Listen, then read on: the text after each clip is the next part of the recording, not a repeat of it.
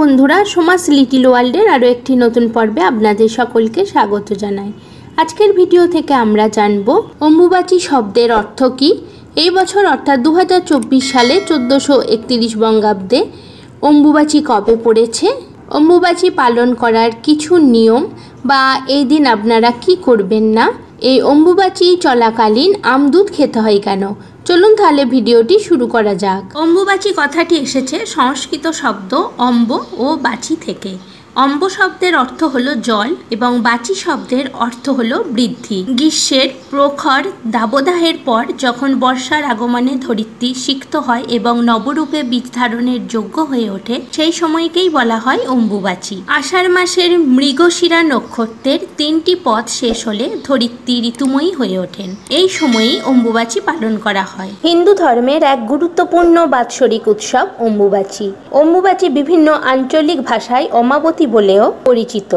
ভারতের একাধিক স্থানে অম্বুবাচী উৎসব রজ উৎসব নামেও পালিত হয়। অম্বুবাচীর আগের দিন এবং প্রথম দিনটির নাম যথাক্রমে অম্বুবাচী প্রবৃত্তি এবং পহেলি রজ। দ্বিতীয় দিন থেকে মিথুন মাস অর্থাৎ বর্ষার শুরু। তৃতীয় দিন বুধ বা বাসী রজ এবং চতুর্থ তথা শেষ দিন বসুমতী স্নানের মাধ্যমে সূচীকরণ। এই দিনটিকে বলা হয় অম্বুবাচী নিবৃত্তি। প্রথম 3 দিন কোনো মাঙ্গলিক কার্য বা বিশেষ পুজো হয় না, কারণ এই সময় পৃথিবী ঋতুমতী থাকে এবং ঋতুমতী পৃথিবীকে অশুচি মনে করা হয়। 2024 সালে 1431 বঙ্গাব্দে অম্বুবাচীর প্রবৃত্তি ও নিবৃত্তির পূর্ণাঙ্গ সময়। অম্বুবাচী প্রবৃত্তি অর্থাৎ শুরু হবে ইংরাজির 22 জুন 2024, বাংলা 7ই আষাঢ় 1431 শনিবার সকাল 8:45 পর থেকে। অম্বুবাচী নিবৃত্তি বা সমাপ্ত হবে ইংরাজির 25 জুন 2024, বাংলার 10ই আষাঢ় 1431 মঙ্গলবার রাত 9:08 পরে। অম্বুবাচী চলাকালীন কোন কাজগুলি করবেন না। অম্বুবাচী চলাকালীন বিভিন্ন মন্দির এবং বাড়ির ঠাকুর ঘরের মাতৃশক্তি যেমন কালী, দুর্গা, জগদ্ধাত্রী, বিপত্তারিণী, শীতলা, চণ্ডীর প্রতিমা বা ছবি লাল কাপড় দিয়ে ঢেকে দেওয়া উচিত।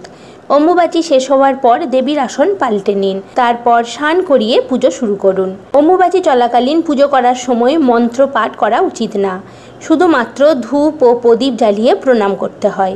অম্বুবাচীতে গুরু পুজো করতে কোনো বাধা নেই, এমনকি গুরু প্রদত্ত মন্ত্র অনায়াসে জপ করতে পারেন। বাড়িতে যদি তুলসী গাছ থাকে তাহলে তুলসী গাছের গোড়া মাটি দিয়ে উঁচু করে রাখবেন। অম্বুবাচীর 3 দিন কোনো শুভ কাজ এই কয়েকদিন নিষিদ্ধ থাকে, এমনকি কৃষিকাজ বন্ধ রাখা হয়। অম্বুবাচীর 3 দিন পর আবার কোনো শুভ বা মাঙ্গলিক অনুষ্ঠান করা যায় এবং চাষাবাদও শুরু করা যায়। প্রচলিত বিশ্বাস অনুযায়ী ঋতুকালে মেয়েরা অশুচি থাকেন। একইভাবে মনে করা হয় পৃথিবীও এই সময়কালে অশুচি থাকে।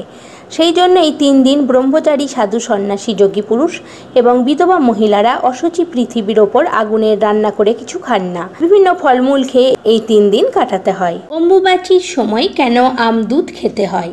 3 দিনের মধ্যে যে কোনো একদিন আমদুধ খেতে হয়। এই সময় আমদুধ খেলে শরীর ভালো থাকে। বলা হয়ে থাকে এই গরমের সময় আমদুধ খেলে শরীর ঠান্ডা থাকে এবং এই সময় আমদুধ খেলে অনেক রোগ প্রতিরোধও করা যায়, যেমন ক্যান্সার, যে কোনো রকমের সংক্রমণও ঠেকানো যায় আমদুধ খেলে।